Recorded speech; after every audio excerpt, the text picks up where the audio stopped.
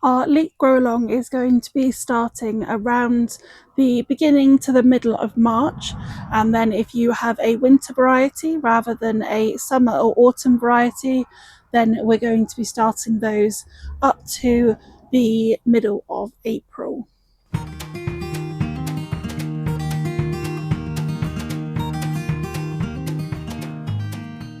The variety that we're going to be using for this grow along is a variety called Bulgarian giant leeks, and this is a late summer or early autumn variety that we'll usually expect to harvest anywhere between August or September, although I've definitely harvested mine a little bit later.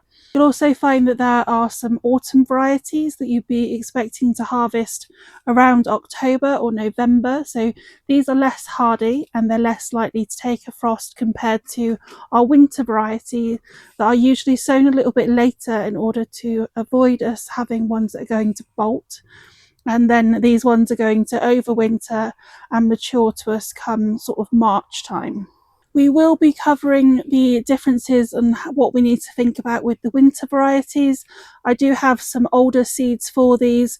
It's just the Bulgarian giant ones that we are going to be using for watching for this grow along, rather than you can't join in with the different type of varieties. All leeks can also be eaten at any point, so right from a baby leek up until it flowers, these are good to eat.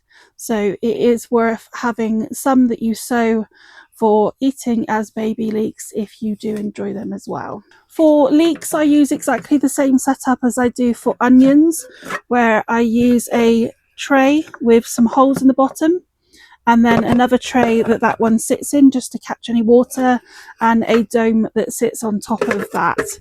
You can also use a small pot if you aren't sowing as many as I am. You'll find that a pot this sort of side, which is the deeper but smaller pots that we find and we pick up a lot in our garden centres, will support at least 10 leeks perfectly fine. The other thing that I do with mine is that I don't actually pot them on, and one reason for this is that I don't need them to become absolutely huge. I am using a giant variety as well, so they do naturally get larger, but also because it's personally something that I don't want to take the extra time to do.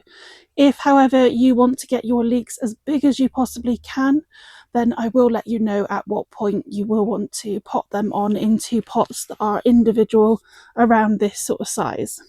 We will be looking at the traditional way in order to plant them that bit deeper to get more of a white stem, and then we will also be looking at how we can multi-sow them. When we multi-sow them, they'll just sort of curve around each other, but they do grow to a decent size. So you can try either, and you might find that the multi-sowing version is more useful if you have lesser space available to you. For any that are multi-sown, we're looking at around 20 to 22 centimetres between each of the clumps. And then for ones that we are sowing individually, then we're looking at about a 10 centimetre spacing. If you are growing in pots rather than in beds, then leeks will be perfectly happy to grow in pots. And at that point, what I would suggest is that you do a much closer spacing of around sort of 5 centimetres between each leek, and then just thin out the smaller ones and allow the larger ones to continue to grow as the season goes on. Because we are going to be planting our leeks out that little bit later, they're really good as a second crop. So I often use them to follow my potatoes, or you could also use them to follow an early growing of peas as well. So these will then stay in the ground if they're winter ones, all the way up till around April time, when they'll be looking at putting up a flower stem. So some issues that we can face with our leeks would include allium leaf miner, and we talked about this a lot last year because it's something that I've really suffered with in my garden here in Shropshire.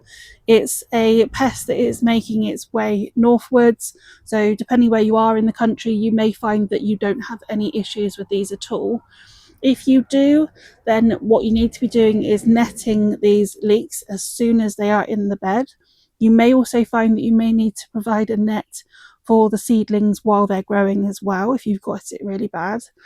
And then if you've had allium leaf miner in that bed previously, then you need to make sure that you plant them somewhere else. So it needs a completely fresh bed where there's been no allium. So that's going to be spring onions, leeks, garlic, or onions, and then leave that bed for at least 2 years, because they'll overwinter in the bed and cause your new crop issues too.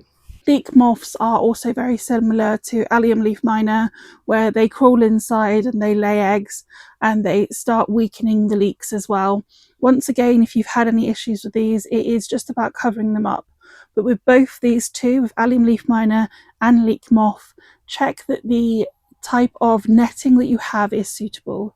Particularly for allium leaf miner, it's a very, very fine net that you need to make sure that these tiny flies can't get in and lay their eggs in the first place. Rust is another fungal disease that is spread on the wind as well, and this is something where you see little orange dots all the way up the stem, and there isn't actually anything that we can do about it. So if there are other allotments that you all have around you, or other gardens with the rust, then it's likely that yours will be affected as well. And although it isn't very pretty, they are completely edible still. So the only thing that we can do is maybe remove a leaf or two to try and reduce how bad it looks. But with our earlier cropping leeks, then hopefully it's not going to be too bad by that stage. And with the later ones, then it's just something that we need to deal with and hope that it doesn't attack too badly. It does usually happen more so depending on the weather of that year as well. Do let me know if you have any questions, and I hope you'll be joining us to sow these anywhere between early and mid-March, or that little bit later for our winter varieties as well.